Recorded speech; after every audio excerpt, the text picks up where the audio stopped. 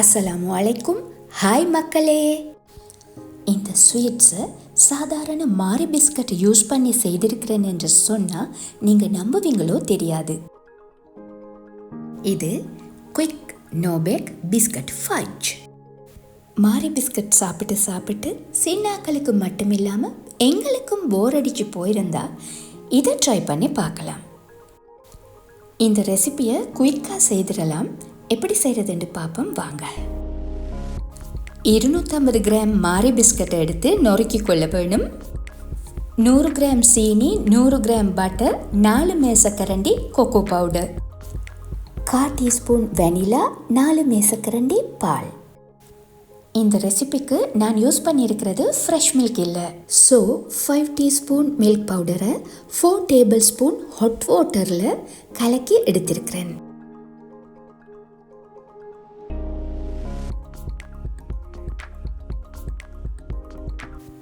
இந்த மாரி பிஸ்கட்ஸை நொறுக்கி எடுக்க வேணும்.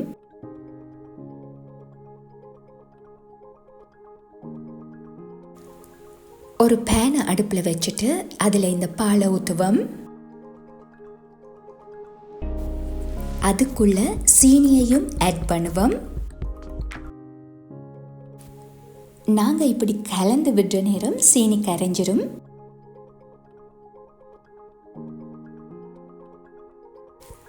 பால் சூடாகி கொண்டிருக்கு. பட்டர் ஆட் பண்ணுறேன்.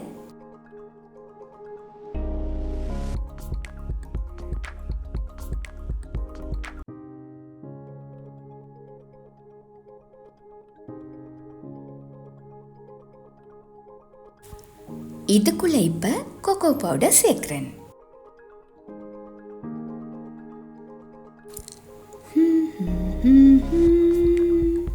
Mix mix mix mix.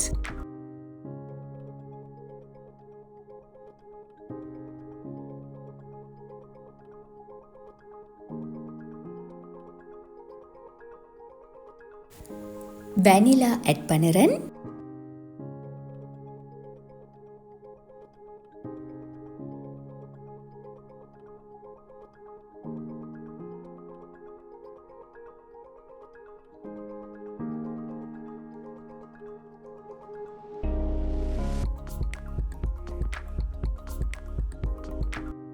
நொறுக்கி வச்சிருக்கிற இந்த மாரி பிஸ்கட்டை சாக்லேட் சாஸுக்குள்ள ஆட் பண்ணி கலந்து விடுவோம்.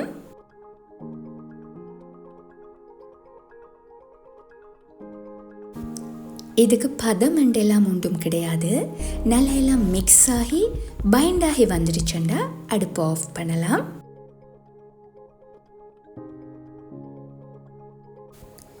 இதுக்கு மேலேயும் ஓவராக அடுப்பில் வச்சு கிளறிக்கொண்டே இருந்தோம்டா ஓவர் ட்ரை ஆகி பீசஸ் வெற்ற நேரம் உடையக்கூடும். உயரம் குறைஞ்ச இந்த ஸ்வீட் ட்ரேக்கு பட்டர் கிரீஸ் பண்ணியிருக்கிறேன். பிஸ்கட் ஃபட்ஜை இப்போ இதுக்குள்ளே போட்டு ஸ்ப்ரெட் பண்ணிட்டு ஒரு ரோலிங் பின்னால் லெவல் பண்ணி கொள்ளுவோம்.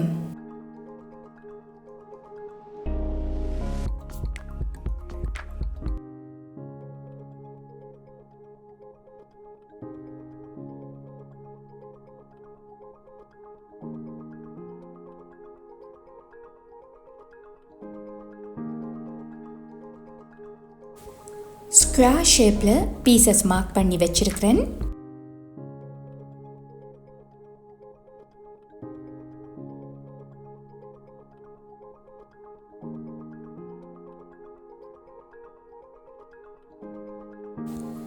இப்போ இதை எடுத்து ஒரு பாக்ஸில் ஸ்டோர் பண்ணி ஃப்ரிட்ஜில் கீழ்ப்பகுதியில் வச்சு கொண்டீங்கன்னா சின்ன பசிக்கும் சாப்பிடலாம், டீ டைமுக்கும் யூஸ் பண்ணலாம்.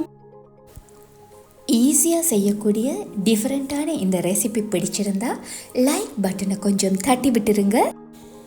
அதோட சப்ஸ்கிரைப் பண்ணி பெல் ஐக்கனையும் கிளிக் பண்ணி விட்டுட்டு எப்பவும் எங்களோட இணைஞ்சிருங்க.